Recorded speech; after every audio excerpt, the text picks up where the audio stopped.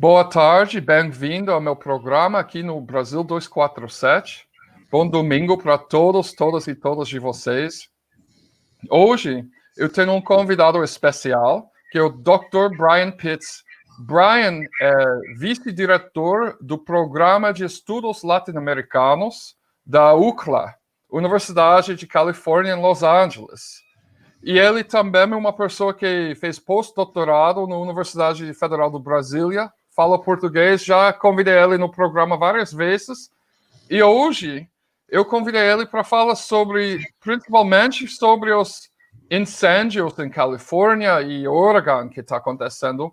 Mas desde eu convidei ele, uma justiça do Supremo Federal dos Estados Unidos faleceu, o Ruth Bader Ginsburg, que era ela tinha alguns problemas e tal, mas era uma feminista consagrada nos Estados Unidos. Um dos líderes do movimento a favor de direitos reprodutivos femininos dos Estados Unidos, historicamente, né? Então, Brian, primeiro, bem-vindo ao meu programa. Como que você está hoje? Estou ótimo. O verão aqui parece acabar nunca, né? Em outras regiões do país já chegamos no outono, mas aqui na Califórnia continua verão, né? Temperaturas de 35 a 40 graus diariamente. E claro que isso é um dos problemas, um dos motivos que está provocando os incêndios, né? Eu vou falar mais sobre isso mais tarde, mas estou bem, com calor. Ok, Brian, eu estava olhando o seu Facebook, tipo, 2 semanas atrás, e você falou assim, eu amo morar no sul da Califórnia, esse fim de semana eu vou caminhar na serra, vou andar de bicicleta, vou curtir uma praia, não sei o quê. E um dia depois você falou, tipo assim, Cruzes, 49 graus, recorde absoluto de calor para Los Angeles, e depois todo pegou fogo. O que aconteceu?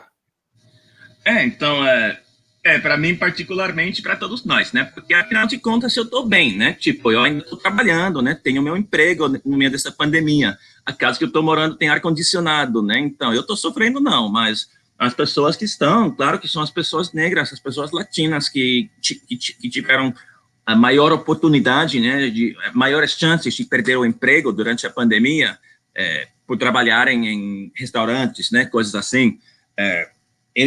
Que muitas vezes aqui moram em casa sem ar-condicionado, né? Aí eles que estão sofrendo agora.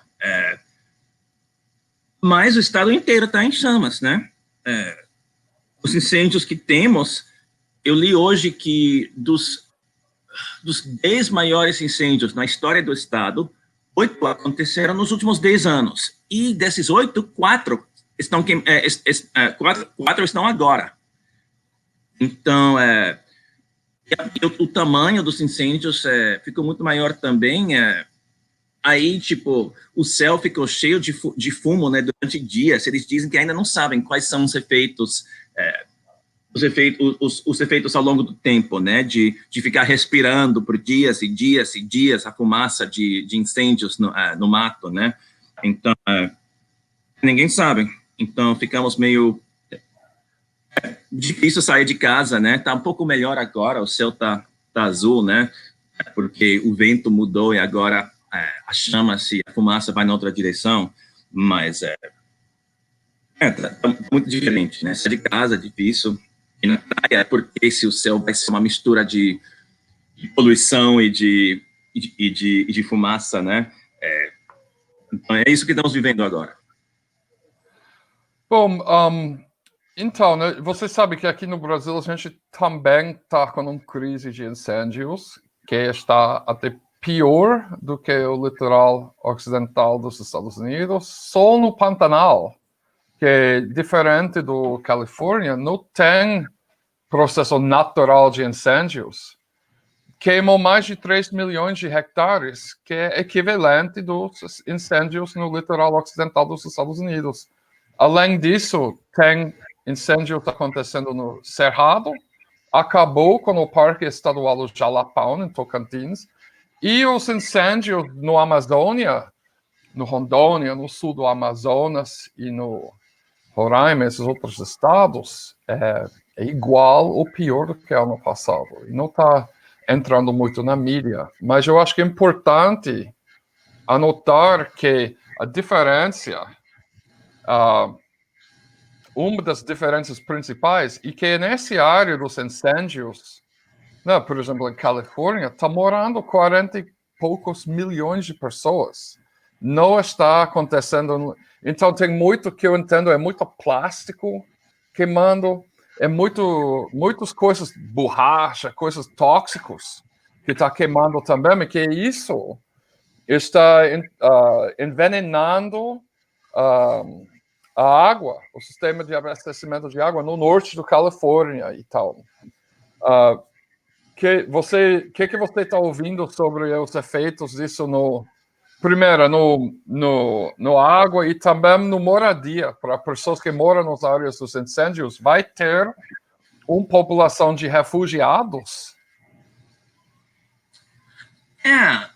De modo geral, as áreas que foram atingidas pelos incêndios foram geralmente cidades muito pequenas, né? Ou nas extremas das periferias das grandes cidades, nos subúrbios, né? Que tendem aqui, diferentemente do Brasil, aqui subúrbio tende a indicar classe média alta, né?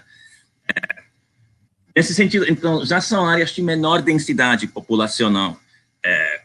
Mas é verdade, é certo, né? Que aqui nos Estados Unidos, se a sua casa queima, né? Se você não tem seguro, né, na casa, você tá solto, né? O governo não vai fazer nada aqui. O máximo que pode acontecer é que o governo vai pagar um hotel durante algumas semanas, né? Como acho que todos os nossos... todo mundo assistindo no Brasil, sabe, até agora, né, os Estados Unidos têm graves problemas estruturais. E o governo aqui tende a fazer quase nada por causa dessa ética de individualidade, que todo mundo é responsável pela sua própria vida, que a gente tem aqui. O apoio do governo federal é quase nulo. Dos governos estaduais e locais é melhor, mas ainda não suficiente. A Califórnia sendo o estado mais progressista do país, supostamente, mas em termos de políticas públicas, está muito atrás mesmo. Você está cortando um pouco, mas eu acho que é porque você está em Califórnia, né? Deve ser aquele fumaça interferindo com o sinal um pouco.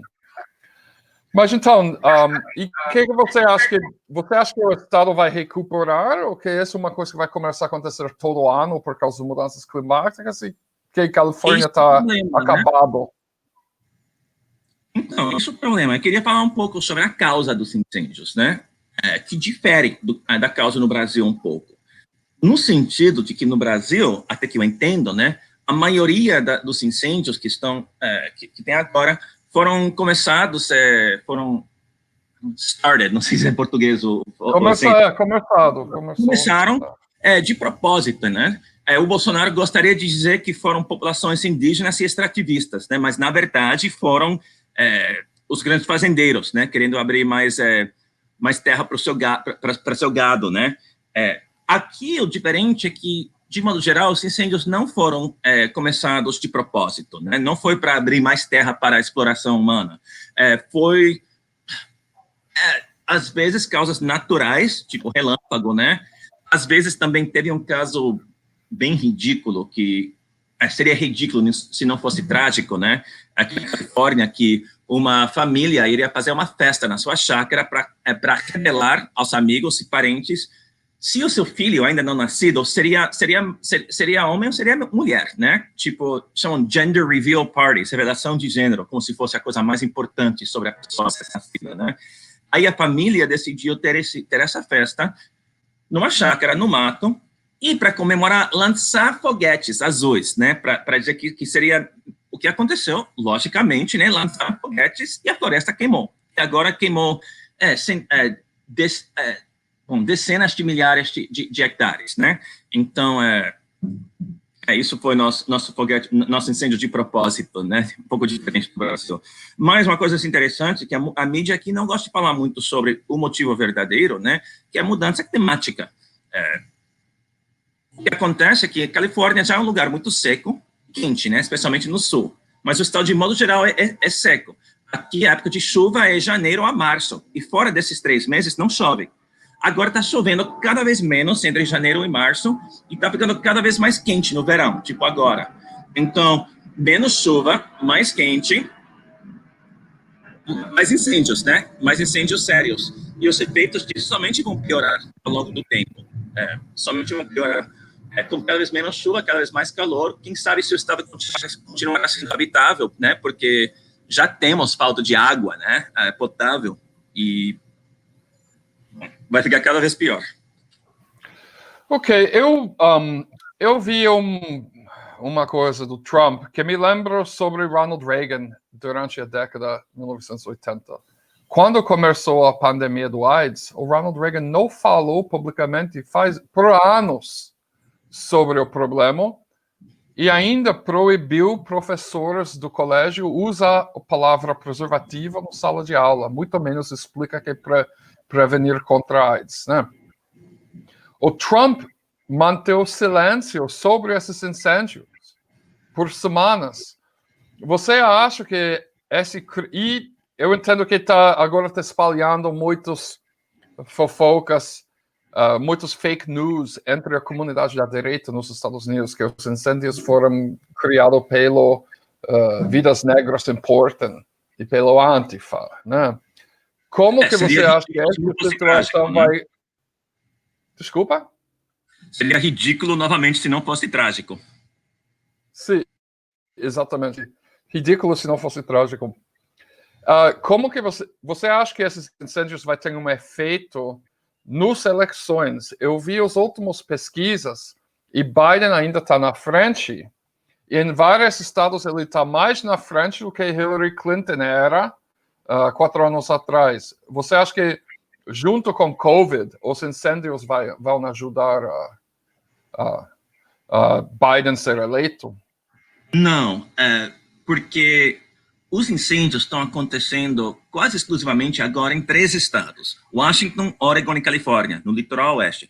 Esses estados votam democrata em 60%, 70% da população em todas as eleições. Então, mesmo se algumas pessoas de direita já ficaram convencidas, porque tem gente de direita também, né, no interior, até nas cidades. Eu estava aqui na avenida, perto da minha casa, no outro dia, e passaram um monte de carros buzinando com bandeiras de Trump 2020, né, aqui no meio de Los Angeles.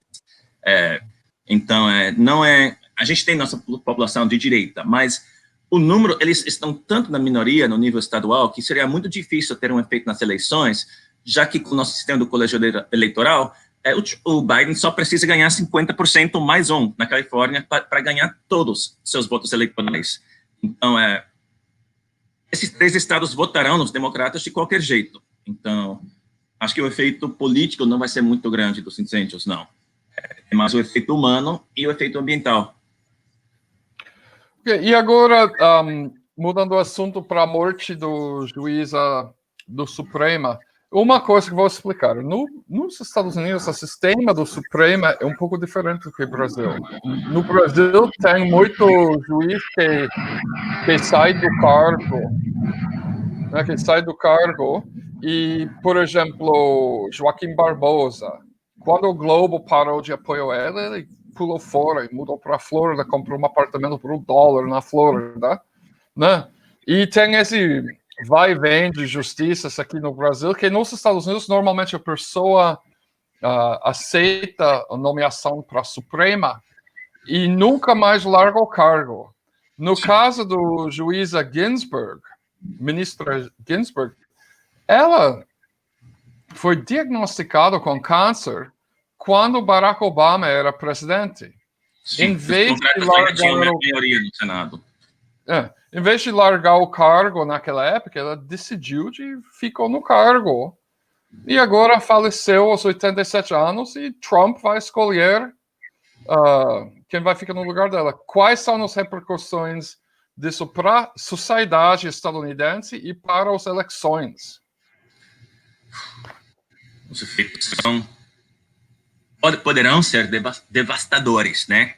No sentido de que já tínhamos no Supremo 4 juízes mais progressistas, 4 de direita e um que meio no centro, né? Aí vamos ficar com 5 conservadores, 3 progressistas e um que fica no centro. Então sempre vai ter maioria conservadora. É muito provável que até no ano que vem, que o direito ao aborto seja eliminado é muito, mas de uma forma característica, não vai ser eliminado para o país inteiro. E com certeza a decisão do Supremo vai ser que o governo federal não pode dizer para os estados quais devem ser suas leis sobre aborto, né? Aí teremos 50 estados com 50 leis diferentes, né, na área de aborto. Na Califórnia continuará totalmente legal, né? Mas no sul do país, de onde eu sou, né, uma mulher pobre teria que viajar, sei lá, né, 24 horas de ônibus para achar um lugar, para um estado onde poderia fazer um aborto, né? Então, já temos isso. E em tantas outras áreas, acesso a votar, né? Questões de encarceração em massa, questões de restrição de armas. Um corte de direita será péssimo nesse sentido para nós de esquerda. E como não temos uma idade de aposentadoria obrigatória, como o Trump está nomeando, anteriormente, geralmente os juízes eram nomeados com 60, 65 anos, né, depois de uma longa carreira. E os juízes que ele está nomeando agora têm, tipo, 40, 45 anos. Ou seja, vão ficar no cargo 40 anos. Então, durante os próximos 40 anos, eu acho que esse país vai regredir 100 anos, no sentido social. Mas vamos falar sobre isso daqui a pouco, mas os democratas têm poucas opções para prevenir isso, mas tem algumas opções. Mas essas opções podem ser desastrosas para as instituições. Então, como o que, por exemplo? O que eles podem fazer? Quais são as táticas? A opção mais imediata é que a Constituição dos Estados Unidos diz que vai ter um Supremo, mais ou menos, e que o presidente vai escolher os juízes com a aprovação do Senado. Então, se o Biden vencer a eleição, e se os democratas tomarem controle do Senado, que parece uma possibilidade, porque agora só precisam reverter 4 cadeiras para ter uma maioria. Então, se conseguirem isso, a Constituição não diz quantos juízes tem que ter no Supremo. As pessoas no Brasil talvez saibam que durante a ditadura, né, uma coisa que os militares fizeram era expandir o STF de, se não me engano, de 11 a 15 ou 17 juízes, né, para sim ter maioria. Então, os democratas estão pensando em fazer isso. A última vez que foi tentado nos Estados Unidos foi durante o governo de Franklin Roosevelt, nos anos 30, quando o Supremo não queria aprovar, quando o Supremo julgou inconstitucional algumas das leis do New Deal, né, da nossa social-democracia dos anos 30, e ele ameaçou nomear mais juízes, que ele pode fazer com a aprovação do Senado. Não precisa de emenda constitucional, são processos de lei para mudar o tamanho do Supremo. Então, isso é uma opção. Mas o problema, isso já aconteceu recentemente na Polônia, é que se a esquerda fizer isso, aí, quando tiver um presidente republicano, vai fazer a mesma coisa. Iremos de 11 ou de 13 para 15, para 17, para 19, para 25 juízes, né? E não vai acabar nunca. Então, esse tipo de... que já aconteceu no Brasil, né? Vocês no Brasil sabem que mudar as instituições dessa forma pode ser boa, mas também o outro lado vai fazer depois e vai ficar trocando sempre, né? E aí, depois de algum tempo, não vai ter mais instituições. Então, é difícil saber se isso vai ser o caminho certo ou não, mas é talvez o único caminho que os democratas têm para reverter essa situação. Brian, a gente tem agora até mais ou menos 6 semanas até as eleições presidenciais, né? 6 ou 7, sei lá. Nos Estados Unidos tem uma técnica, uma tática dentro do parlamento, dentro do Senado e Congresso, chamado filibuster, em que qualquer senador tem o direito de falar para quanto tempo que quiser, sem ser interrompido. E, às vezes, eles usam isso para gerar atrasos na votação de coisas importantes. Por exemplo, lendo a Bíblia inteira, né? Eu sinto mal pelo fato que eles usam o banheiro, mas eles ficam lá 10 horas, 12 horas. Será que os democratas podem fazer um filibuster para atrás da votação no novo nomeado para a Suprema até depois das eleições? Não, porque, em primeiro lugar, isso é um dos sentidos de filibuster, mas Geralmente isso é uma tática para adiar alguns dias, né, para tentar chegar a um acordo, né. Não é ninguém vai ficar lá falando 3 meses, né, até janeiro. Então, 4 meses, na verdade, até que o novo presidente poderá ser empossado. Então, mas pela base, de modo geral, tem o significado que em nosso Senado, apesar de uma simples maioria ser de 51 votos, para avançar qualquer projeto de lei a uma votação majoritária, 60 dos senadores têm que concordar. E agora tem 53 republicanos, né?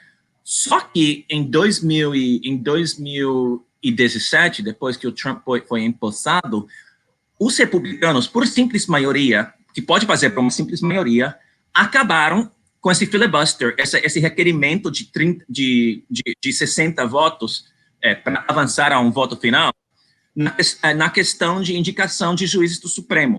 Só precisa de 51. Então, agora, os democratas não podem fazer nada. O filibuster não adianta, porque os republicanos aboliram o filibuster para empossar juízes do Supremo. Outra questão, e a coisa mais polêmica nesse momento, é que a gente esteve na mesma situação em 2016, 9 meses antes da eleição entre Hillary Clinton e Donald Trump, e um juiz do Supremo, Antonin Scalia, faleceu. Um juiz extremamente conservador durante um governo de democratas. Então, os democratas teriam direito de nomear um novo juiz, né? Porque o antigo faleceu. Só que o presidente do Senado, um senador realmente horroroso de Kentucky, chamado Mitch McConnell, disse que ele não iria permitir um voto na questão do novo juiz do Supremo, porque era ano de eleição e o povo deveria ter direito de escolher o novo presidente que depois faria a indicação. O que aconteceu? Trump venceu e escolheu o novo juiz. Então, agora, esse mesmo senador, ainda presidente do Senado, está dizendo que, apesar da gente estar somente 2 meses da eleição, ele vai nomear,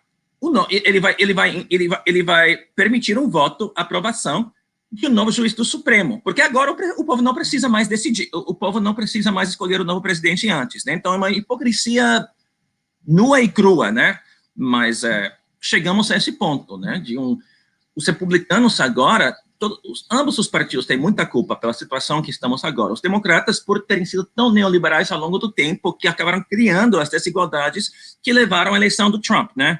Mas os republicanos, porque eles completamente abandonaram qualquer conceito de Estado de Direito, qualquer conceito de respeito às instituições e quase qualquer respeito à própria democracia, com as restrições que estão fazendo no voto, né? Então, estamos à beira do abismo nesse momento, à beira do abismo. Você recentemente, eu vou comentar sobre o seu Facebook, porque eu segui você no Facebook. Você fez um argumento interessante sobre por que você era antes muito contra a ideia de votar em Joe Biden, mas você mudou sua opinião e agora vai votar nele. Por quê? Porque eu entendo, num certo sentido, porque o que eu sei sobre o Brasil informa a minha percepção dos Estados Unidos. E quando eu vejo a forma que a mídia aqui trata o Trump, por exemplo, né, a forma que muitas vezes qualquer erro que ele faz é exagerado até o ponto... a gente tem nossa imprensa liberal odeia Trump quase tanto como a imprensa liberal no Brasil odiava o PT. E aí eu vejo que por causa desse ódio, né, o PT foi sujeito a injustiças extremas. Todo mundo sabe, né, o golpe, a prisão do Lula para que ele não concorresse na eleição e depois a subsequente eleição de Bolsonaro. No Brasil sabem que a imprensa e as elites liberais eles perseguem a esquerda, mas perseguem a extrema-direita também, num certo sentido, né? Então, nesse sentido, eu não sou tão contra Trump como alguns americanos, somente porque eu percebo que ele está sendo injustiçado num certo sentido. Agora, o problema é que o PT realmente era democrático. O PT queria avançar os direitos das minorias, das pessoas pobres, né? E o Trump representa uma ameaça fundamental à democracia, no sentido, tipo, ficou famoso, ficou conhecido, né, que ele estava enviando policiais, ninguém sabe quem são, que não de passagem, né, não de farda, nas ruas com carros não marcados para recolher manifestantes e levá-los à prisão, né? Tipo, estão desaparecendo pessoas. Então, quando a gente tem alguém assim, sim, eu aceito um presidente liberal ou neoliberal para evitar o que está realmente virando um fascismo. Tipo, eu acho que vocês de esquerda no Brasil, se vocês pudessem ter Fernando Henrique como presidente agora, em vez de Bolsonaro, vocês não aceitariam? Acho que sim, né? Então é a mesma situação aqui. O Biden é Fernando Henrique e o Trump é Bolsonaro. Entre esses dois, eu fico com Fernando Henrique, ou fico com Biden. Então, no Brasil, tem uma tentativa de montar um movimento qualquer pessoa menos Bolsonaro. E o PT não entrou nisso, porque Lula falou que não vai entrar, não vai apoiar um candidato que vai manter os mesmos políticos neoliberais. Ou seja, essa é a diferença entre o PT e os democratas. Eu vi muitas pessoas dizendo, vamos manter o mesmo político econômico, os mesmos políticas ambientais horríveis, mas tira o fascista do poder e colocou um ultra neoliberal, que também é milionário, machista e racista. Não, eu acho que tem uma diferença pela postura da esquerda brasileira e a esquerda estadunidense com isso, né? Porque muitas pessoas estão dizendo, se você não vota em Biden, você está elegendo Trump. A situação nos Estados Unidos é tão ridícula, é tão antidemocrata, que eu sei que meu voto e seu voto não vai fazer diferença qualquer, Brian, porque você está no Califórnia, eu estou registrado em Nova York, e a gente sabe que Biden vai vencer lá. Então, por que eu simplesmente, tipo assim, eu entendo o seu argumento, né? Mas por mim, eu estou achando que eu não vou votar em Biden, entendeu? Ou eu não voto usando uma justificativa anarquista do 1920 do Malatesta, ou eu voto no Partido Verde, que para mim não é grande coisa também, realmente, né? Eu entendo. Em primeiro lugar, a situação é parecida, mas é diferente do que no Brasil, porque aqui, por exemplo, as políticas que são... Sim, os democratas e republicanos são parecidos em muitos sentidos. Em alguns sentidos, como o imperialismo, como a probabilidade de lançar bombas em outros países, os democratas são piores do que Trump, né? Trump tem seus impulsos mais isolacionistas, né? Que o Biden não tem. Então, em alguns sentidos, até os republicanos poderiam ser melhor para o resto do mundo do que os democratas. Mas, em outros sentidos, como o direito a votar, né? Os direitos das minorias, de não serem discriminadas, o direito da população LGBT a casar, em algumas questões, tem diferenças grandes entre os dois partidos. E se eu posso preservar alguns dos meus direitos e alguns dos direitos dos outros cidadãos, mesmo perdendo alguns com o neoliberalismo, eu prefiro isso ao fascismo que a gente está... esse novo fascismo, né, que a gente está enfrentando nesse momento. Então, mas eu também entendo outro ponto de vista e eu não discordo das pessoas, somente não foi a opção que eu escolhi para mim. Por que a gente está quase chegando no final aqui, né? Mas eu queria perguntar a você, por que a gente sabe que é mentira de dizer que Trump foi eleito especificamente por causa do classe operário, né? A gente sabe que isso é mentira. O eleitor do Trump, em média, tem mais dinheiro do que o eleitor do Hillary Clinton em 2016. Porém, tem muitas pessoas da classe operária e das áreas rurais que são fanáticos para Trump, que apoiam Trump, que vai votar em Trump. Por que você acha, quais são os erros do Partido Democrata que causam eles de perder o apoio histórico do classe operária deles? Então, a situação com os democratas é o caso mais... O Brasil não tem nada parecido nesse sentido politicamente. O caso mais parecido seria da Inglaterra, né? Que o Partido Labour perdeu tanto o apoio da classe operária ao longo do tempo e perderam... porque eles acabaram abrindo mão das preocupações que eles tinham para a classe trabalhadora, para apoiar a classe financeira, né? Na época de neoliberalismo, a partir dos anos 90. Então, quanto mais que os democratas foram se elitizando, né? Quanto mais se afastaram dos seus apoiadores nas classes populares, porque eles meio assumiram, pensaram que sempre teriam o apoio do trabalhador, mas você não pode enviar os empregos dos trabalhadores para países mais pobres para sempre, para custar menos para produzir. Você não pode ficar baixando os impostos dos ricos e deixando o imposto do pobre igual a sempre, né? Você não pode fazer isso e esperar que você vai ter sempre o apoio da população, da classe trabalhadora, né? E a situação em que a gente está é puramente a culpa do Partido Democrata por ter adotado uma posição mais aliado com as grandes empresas, né, e com o setor financeiro, e muito menos com a classe trabalhadora. Então, a gente agora todos estamos colhendo os frutos dos erros deles. E o mais frustrante é que o Partido Democrata não admite esse erro e segue nomeando alguém como Biden. Tipo, os democratas pensam que se a gente acabar com Trump, a gente pode voltar nesse paraíso de neoliberalismo de Obama e de Clinton, né? Não reconhecendo que foi esse paraíso deles que nos deu os problemas que temos agora. Bom, desculpa, meu microfone estava desligado. Eu entendo. Eu venho assistindo isso por muito tempo. Eu acho que a situação dos Estados Unidos é péssimo, né? É péssimo agora. É por isso que você mora fora faz 25 anos, né? Sim. Eu mudei fora porque eu não estava aguentando mais Reagan e Bush. Bush pai. Tipo, eu vi. E a gente viu que Reagan abriu um monte de desgraça que está castigando os Estados Unidos agora, né? Porque não teria um Trump se a gente não passa por uma fase com um presidente Reagan que falou coisas tipo assim, que árvores poluem mais do que carros, né? E todas as bobagens que Reagan fez abriu a porta para Trump, né? Para ter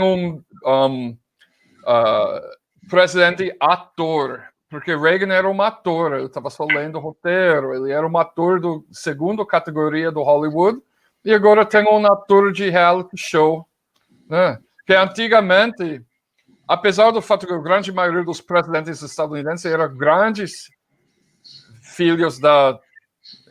você sabe, né? Não vou usar a palavra, porque é machista, mas grandes canalhas, né? Pelo menos a maioria deles tinham formação acadêmica, sério, eram advogados, doutores em direito, outra coisa, e vem um ator de Hollywood, Reagan, né? E depois vem um ator de reality show, que só mostra o seguinte. Preciso ler. Pelo menos tinha experiência como governador do maior estado do país, né? E o Trump nem isso que ele tinha. Então, né? Assim que ele abriu a porta. Ele já, pelo menos, né? Ele tinha alguma experiência política. Como que você vende nada e acha que você tem qualificação para candidatar para presidente? Se você nunca foi nem síndico do seu prédio, ou vereador, ou nada, não tem experiência qualquer, e tem um monte de população. Tipo assim, Bolsonaro é ruim pra caramba.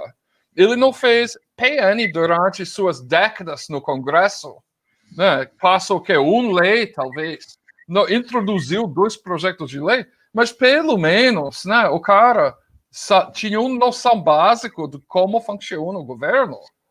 E como que a pessoa pega uma pessoa que nunca tinha um cargo governamental e acha que ele vai saber como gestionar uma coisa, né? Porque a ideia do que ele era um gestor empresarial não cola, porque empresas não têm responsabilidade a seus eleitores, não tem processo. As empresas todas faliram, né? Então. Hã? Suas empresas todas faliram, ou estão falindo. Também faliram. Eu nem era bom empresário, né? Mas então, vamos deixar por aqui, Brian, porque é domingo, esse programa é pré-gravado algumas horas antes que vai entrar no ar, mas você veja que eu estou sentado em frente de um churrasqueiro. E minha família está com fome agora, por isso eu coloco o carvão no churrasqueiro. Eu espero que você tenha um excelente dia lá em Los Angeles. Eu estou feliz para ver o céu azul, a fumaça já foi embora. Você tem sua piscina, é 4 horas mais cedo lá. Então, espero que você curte seu dia. Muito obrigado. Eu vou começar a fazer um programa diário com o pessoal do Defend Democracy sobre as eleições, por um mês antes das eleições. E no momento eu quero convidar você de novo para conversar sobre a corrida eleitoral. Então, muito obrigado, Brian. Boa tarde para você e boa tarde para todos vocês, telespectadores. Tá? Um abraço. Boa tarde a todos e a todas.